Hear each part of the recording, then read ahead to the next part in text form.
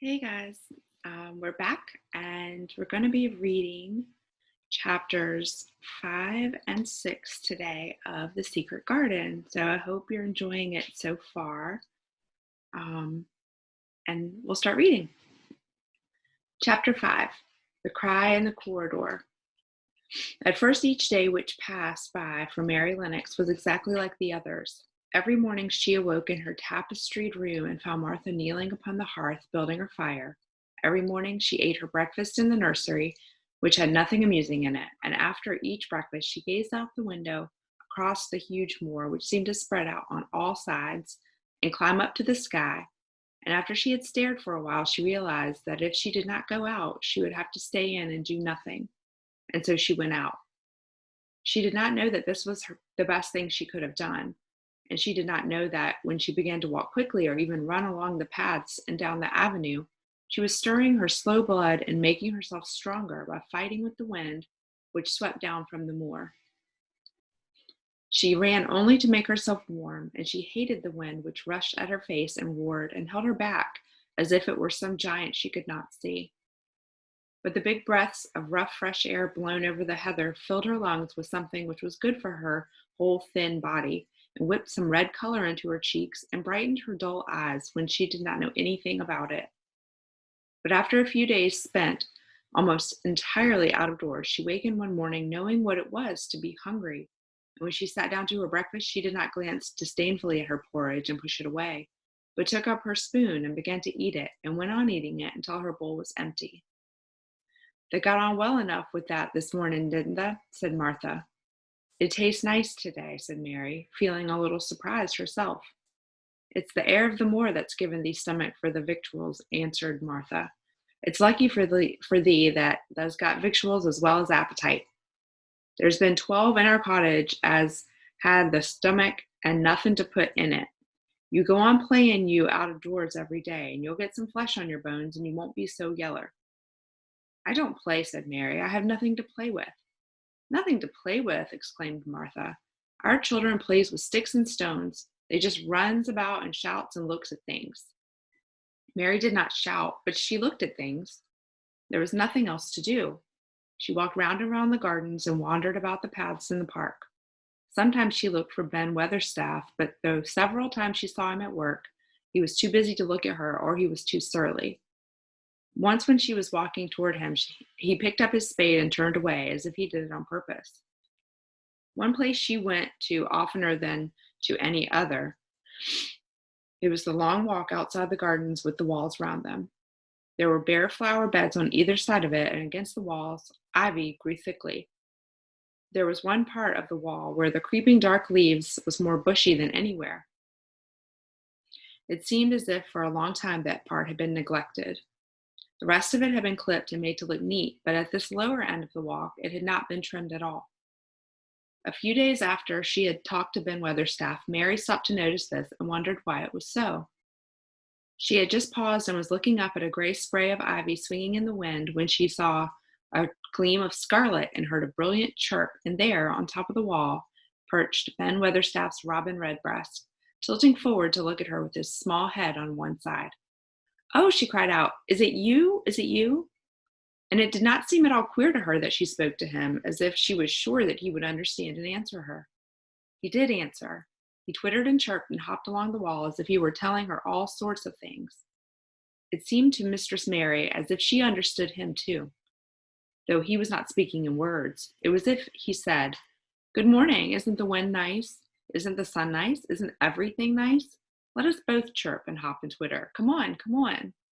Mary began to laugh, and as he hopped and took little flights along the wall, she ran after him. Poor little thin, sallow, ugly Mary. She actually almost looked pretty for a moment. I like you," she cried, pattering down the walk, and she chirped and tried to whistle, which last she did not know how to do in the least. But the robin seemed to be quite satisfied and chirped and whistled back at her. At last he spread his wings and made a darting flight to the top of a tree, where he perched and sang loudly. That reminded Mary of the first time she had seen him. He had been swinging on a treetop then, and she had been standing in the orchard. Now she was on the other side of the orchard and standing in the path outside a wall, much lower down, and there was the same tree inside. It's in the garden no one can go into, she said to herself. It's the garden without a door. He lives in there. How I wish I could see what it is like. She ran up the walk to the green door she had entered the first morning. Then she ran down the path through the other door and then into the orchard where she stood and looked up. There was the tree on the other side of the wall. And there was the robin just finishing his song and beginning to preen his feathers with his beak. It is the garden, she said. I'm sure it is. She walked around and looked closely at that side of the orchard wall. But she only found what she had found before, that there was no door in it. She ran through the kitchen gardens again and out into the walk outside the long ivy-covered wall, and she walked to the end of it and looked at it, but there was no door. And she walked to the other end, looking again, but there was no door. It's very queer, she said. Ben Weatherstaff said there's no door, and there is no door. But there must have been one 10 years ago, because Mr. Craven buried the key. This gave her so much to think of that she began to be quite interested, and felt that she was not sorry that she had come to Misselthwaite Manor. In India, she had always felt hot and too languid to care about much of anything. The fact was that the fresh wind from the moor had begun to blow out the cobwebs from her young brain and to waken her up a little. She stayed out of doors nearly all day, and when she sat down to her supper at night, she felt hungry and drowsy and comfortable. She did not feel cross when Martha chattered away. She felt as if she rather liked to hear her, and at last she thought she would ask her a question. She asked it after she had finished her supper and had sat down on the hearthrug before the fire. Why did Mr. Craven hate the garden? She asked. She had made Martha stay with her, and Martha had not objected at all. She was very young and used to a crowded cottage full of brothers and sisters, and she found it dull in the great servants' hall downstairs where the footmen and upper housemaids made fun of her Yorkshire speech and looked upon her as a common little thing and sat and whispered among themselves. Martha liked to talk, and the strange child who had lived in India was novelty enough to attract her. She sat down on the hearth herself without waiting to be asked. Art thou thinking about the garden yet? She said. I knew thou would. That was just the way with me when I first heard about it. Why did he hate it? Mary persisted. Martha tucked her feet under her and made herself quite comfortable. Listen to the wind wuthering through the house, she said. You could barely stand up on the moor if you was out on it tonight. Mary did not know what wuthering meant until she listened, and then she understood. It must mean that hollow, shuddering sort of roar which rushed round and round the house as if the giant no one could see were buffeting it and beating it at the walls and windows, trying to break in. But one knew he could not get in, and somehow it made one feel very safe and warm inside a room with a red coal fire. But why did he hate it so? She said after she had listened. She intended to know if Martha did. Then Martha gave up her store of knowledge. Mind, she said, Mrs. Medlock said it's not to be talked about. There's lots of things in this place that's not to be talked about. That's Mr. Craven's orders. His troubles are none servant's business, he says. But for the garden, he wouldn't be like he is. It was Mrs. Craven's garden that she had made when they were first married, and she just loved it. And they used to tend to the flowers themselves. And none of the gardeners was ever let to go in. Him and her used to go and shut the door and stay in there for hours and hours, reading and talking. And she was a bit of a girl, and there was an old tree with a branch bent like a seat on it. And she made roses grow over it, and she used to sit there.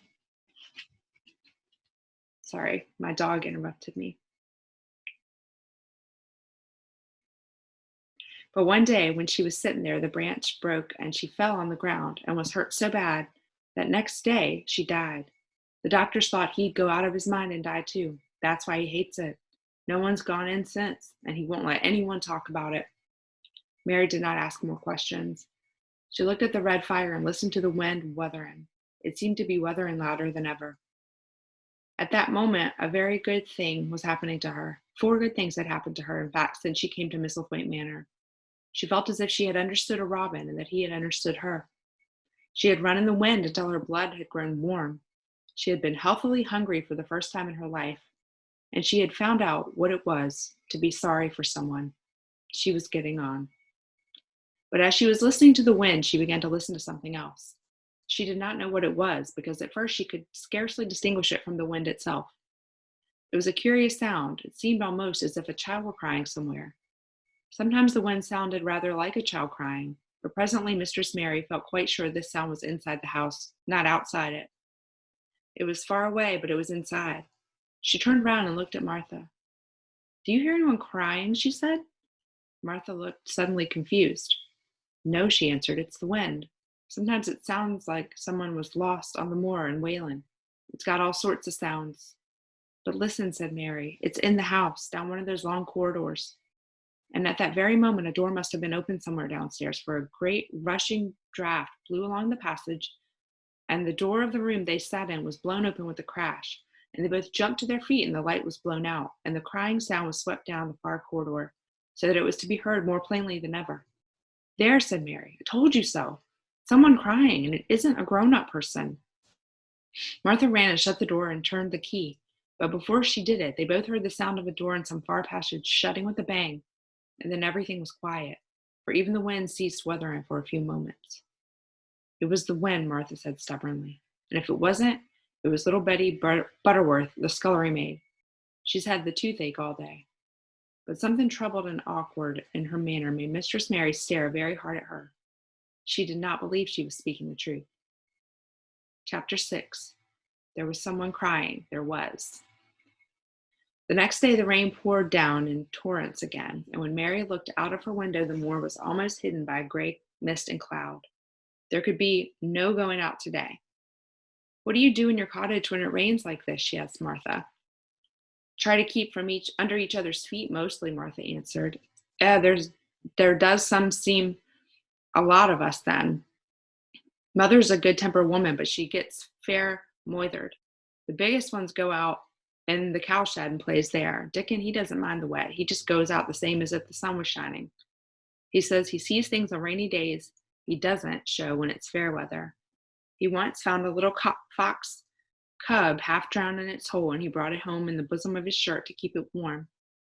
Its mother had been killed nearby, and the hole was swum out, and the rest of the litter was dead. He's got it at home now. He found a half-drowned young crow another time and brought it home too, and tamed it. It's named Soot because it's so black, and it hops and flies along with him everywhere. The time had come when Mary had forgotten to resent Martha's familiar talk. She had even begun to find it interesting and be sorry when she stopped or went away. The stories she had been told by her Aya when she lived in India had been quite unlike those Martha had to tell about the moorland cottage, which held 14 people who lived in 4 little rooms and never had quite enough to eat. The children seemed to tumble about and amuse themselves like a litter of rough, good-natured collie puppies. Mary was most attracted by the mother and Dickon. When Martha told stories of what mother said or did, they always sounded comfortable. "If I had a raven or a fox cub, I could play with it," said Mary, "but I have nothing." Martha looked perplexed. "Can the knit?" she asked. "No," said Mary. "Can the sew?" "No." "Can the read?" "Yes." "Then why doesn't the read something or learn a bit of spelling? That's old enough to be learning the book a good bit now." "I haven't any books," said Mary. "Those I had were left in India."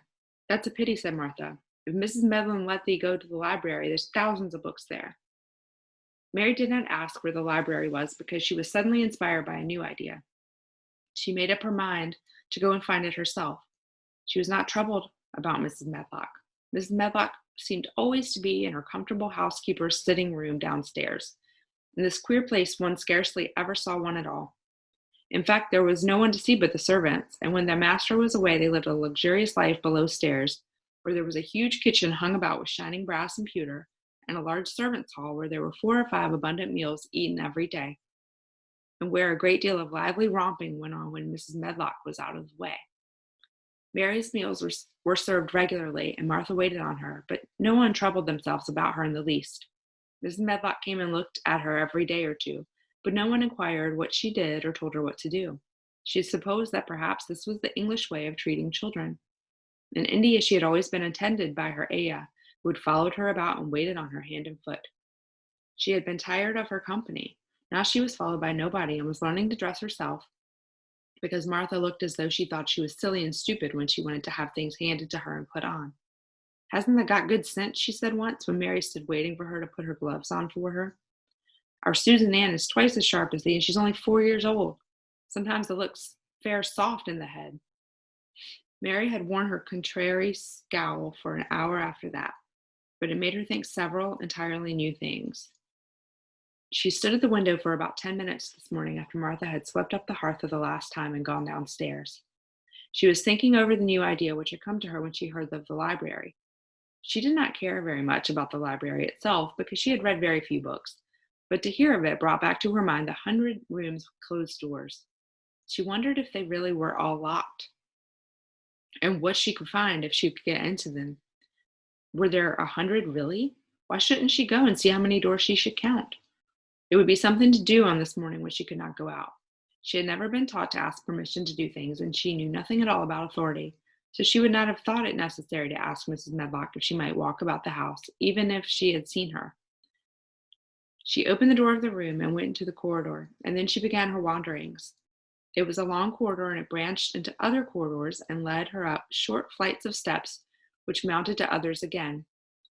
There were doors and doors, and there were pictures on the walls. Sometimes they were pictures of dark, curious landscapes, but oftenest they were portraits of men and women in queer, grand costumes made of satin and velvet.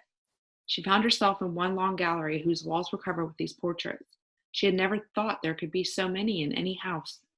She walked slowly down this place and stared at the faces, which also seemed to stare at her. She felt as if they were wondering what a little girl from India was doing in their house. Some were pictures of children, little girls in thick satin frocks, which reached to their feet and stood out about them, and boys with puffed sleeves and lace collars and long hair, or with big ruffs around their necks. She always stopped to look at the children and wondered what their names were, where they had gone, and why they wore such odd clothes. There was a stiff, plain little girl rather like herself. She wore a green brassard dress and had a green parrot on her finger. Her eyes had a sharp, curious look. "Where do you live now?" said Mary aloud to her. "I wish you were here." Surely no other little girl ever spent such a queer morning. It seemed as if there were no one in the huge rambling house but her own small self, wandering about upstairs and down, through narrow passages and wide ones, where it seemed to her that no one but herself had ever walked. But so many rooms had been built, people must have lived in them, but it all seemed so empty that she could not quite believe it's true. It was not until she climbed to the second floor that all she thought of turning the handle of a door. All the doors were shut, as Mrs. Medlock had said they were, but at last she put her hand on the handle of one of them and turned it. She was almost frightened for a moment when she felt that it turned without difficulty, and that when she pushed upon the door itself, it slowly and heavily opened. It was a massive door and opened into a big bedroom. There were embroidered hangings on the wall, and inlaid furniture, such as she had seen in India, stood about the room. A broad window with leaded panes looked out upon the moor, and over the mantel was another portrait of the stiff, plain little girl, who seemed to stare at her more curiously than ever. "Perhaps she slept here once," said Mary. "She stares at me so that she makes me feel queer." After that she opened more doors and more. She saw so many rooms that she became quite tired and began to think that there must be 100, though she had not counted them. In all of them there were old pictures or old tapestries with strange scenes worked on them. There were curious pieces of furniture and curious ornaments in nearly all of them. In one room, which looked like a lady's sitting room, the hangings were all embroidered velvet, and in a cabinet were about 100 little elephants made of ivory. They were of different sizes, and some had mahouts or palanquins on their back. Some were much bigger than others, and some were so tiny that they seemed only babies. Mary had seen carved ivory in India, and she knew all about elephants. She opened the door of the cabinet and stood on a footstool and played with these for quite some time. When she got tired, she set the elephants in order and shut the door of the cabinet. In all her wanderings through the long corridors and empty rooms, she had seen nothing alive, but in this room she saw something. Just as she had closed the cabinet door, she heard a tiny rustling sound. It made her jump and look around at the sofa by the fireplace, from which it seemed to come. In the corner of the sofa there was a cushion, and in the velvet which covered it there was a hole, and out of the hole peeped a tiny head with a pair of frightened eyes in it. Mary crept softly across the room to look. The bright eyes belonged to a little gray mouse, and the mouse had eaten a hole into the cushion, and had made a comfortable nest there. 6 baby mice were cuddled up asleep near her. If there was no one else alive in the 100 rooms, there were 7 mice who did not look lonely at all. If they wouldn't be so frightened, I would take them back with me, said Mary. She had wandered about long enough to feel too tired to wander any farther, and she turned back. 2 or 3 times, she lost her way by turning down the wrong corridor and was obliged to ramble up and down until she found the right one.